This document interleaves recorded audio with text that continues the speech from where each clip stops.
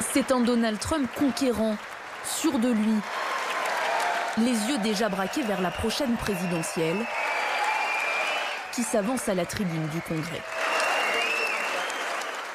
Très applaudi, le président américain est en terrain conquis.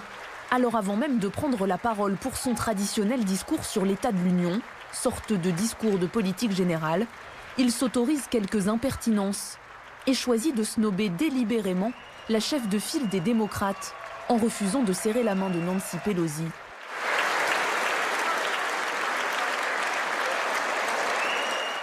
En quelques secondes à peine, le ton est donné. Chers membres du Congrès, le président des États-Unis.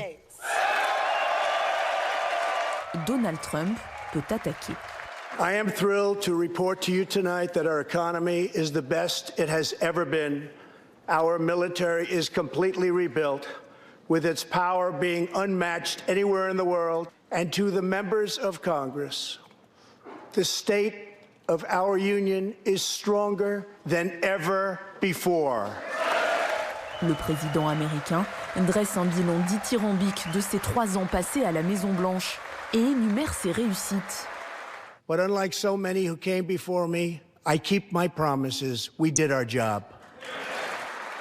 En misant notamment sur la bonne santé de l'économie américaine, Donald Trump a toutes les statistiques en tête. Il sait qu'un président sortant a presque toujours enchaîné sur un second mandat en période de croissance. Évidemment, les démocrates, impassibles, ne partagent pas du tout cette perspective de réélection, mais pas de quoi perturber plus que ça le locataire de la Maison-Blanche. Et ce, même lorsque dans son dos, devant toute l'Assemblée, Nancy Pelosi déchire une à une les feuilles du discours qu'elle vient d'entendre.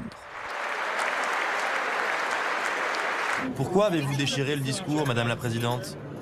C'était la chose la plus courtoise à faire, vu la situation. Son discours, c'était un manifeste de fausses vérités.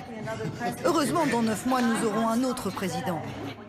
À condition que les démocrates se concentrent sur leur campagne. Et pour l'instant, ça part mal. Le caucus de l'Iowa, coup d'envoi des primaires, a viré au fiasco pour les 21 candidats puisque les premiers résultats ont été publiés avec près de 24 heures de retard. Une erreur qui ne manque pas de servir les intérêts de leur adversaire, Donald Trump. Sur les réseaux sociaux, il ne s'est pas privé de les tacler.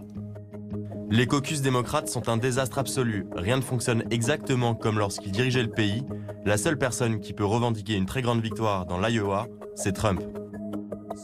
À moins d'1 an de l'élection, rien ne semble l'arrêter. Même la procédure de destitution lancée à son encontre l'été dernier n'a pas déstabilisé son électorat. Au contraire, ça l'aurait presque boosté.